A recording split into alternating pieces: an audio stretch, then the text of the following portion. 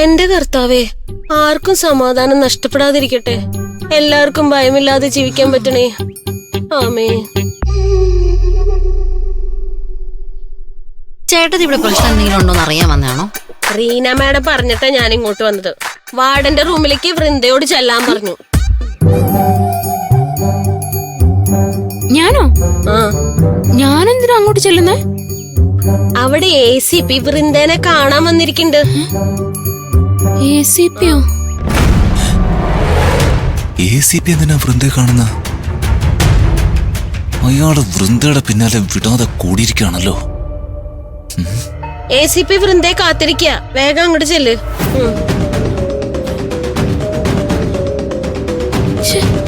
ACP എനിക്കൊരു പ്രശ്നമായിരിക്കുകയാണല്ലോ.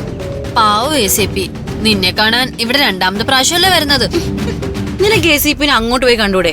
പാവത്തിന് ഇങ്ങനെ നടത്തിക്കണോ? അതെ, എത്രക്കായാലും അയാളൊരു ACP അല്ലേ. നീ ഇങ്ങനൊന്നും ചെയ്യല്ലോ വൃന്ദേ.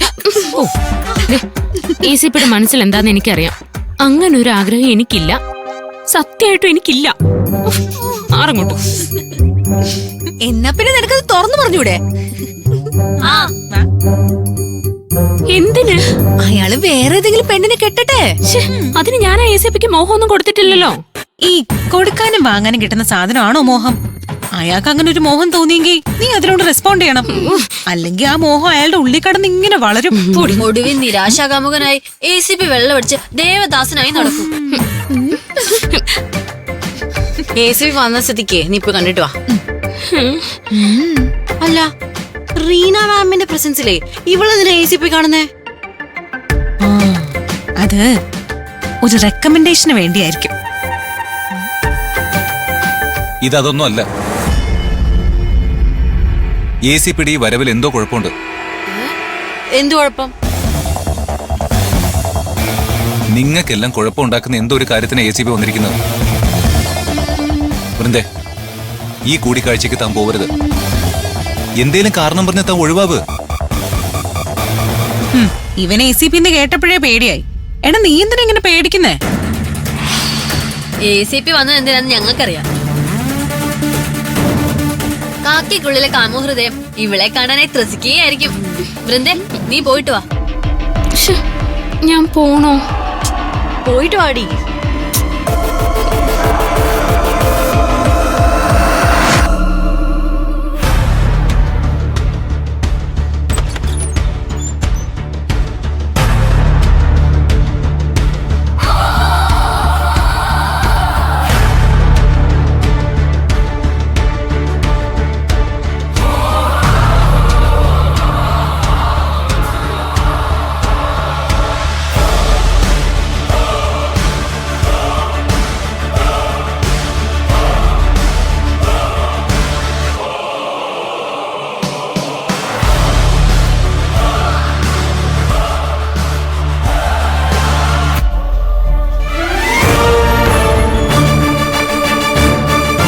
മാം, may I? Come in.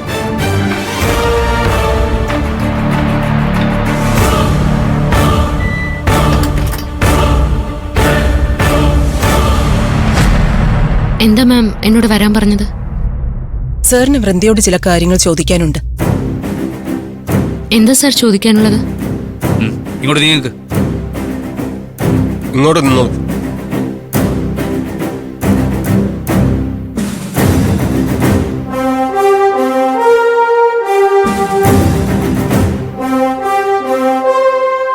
ACP എന്താ എന്നെ ഇങ്ങനെ നോക്കുന്ന?